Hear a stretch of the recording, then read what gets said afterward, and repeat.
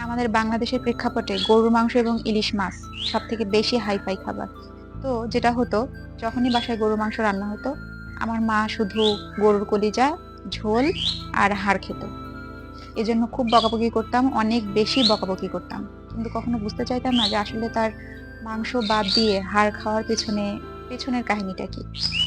অনেক বকাবকি করার পর একদিন হঠাৎ করে আমার মনে হলো যে আমাদের মতন সুস্থ সুন্দর শৈশবটা আর কাটেনি। যেমন ছোটবেলায় আমি অনেক ধরনের শাকসবজি খেতে একেবারেই অপছন্দ করতাম। মানে বাসায় শাকসবজি রান্না হলে আমি সোজা বলতাম যে, "কোথায় থেকে এসব বন জঙ্গল রান্না করছো? আমার এসব ভালো লাগে না।" তারপর যাতে পুঁই শাক থেকে শুরু করে অন্যান্য শাকসবজির পুষ্টি থেকে আমি বঞ্চিত না হই, এজন্য মা বিভিন্ন প্রসেস করে আমাকে খাওয়াতো। সাথে প্রক্সি হিসেবে মিষ্টিও রাখতো।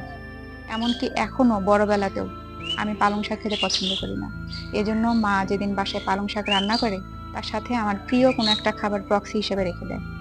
তো এভাবে আমি খাবার খাওয়া শিখছি, নিজের অপছন্দের খাবারগুলো খাওয়া শিখে ফেলছি। কারণ এই পুষ্টি থেকে যাতে আমি বাদ না পড়ি। আমি আমার মায়ের লাইফস্টাইল চিন্তা করে, তার শৈশব চিন্তা করে বেশ ব্যথিত হয়ে গেলাম এবং এরপর থেকে কখনোই তাকে কেন সে গরুর হাড় খায়, মাংস খেতে পারে না, এটা নিয়ে জেদ করতাম না। চিৎকার চেঁচামেচিও করতাম না। বরং চেষ্টা করতাম যাতে সে নতুন ভালো অভ্যাস আত্মস্থ করতে পারে।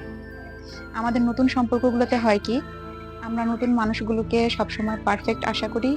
বাস্তব সম্পর্কগুলোতেও তাই। আমরা সবসময় অন্যের কাছে পারফেক্ট আচরণ আশা করি, পারফেক্ট স্বভাব আশা করি। এই মিস্টার পারফেক্ট খুঁজতে, খুঁজতে অনেকগুলো সম্পর্ক ভেঙে যায়।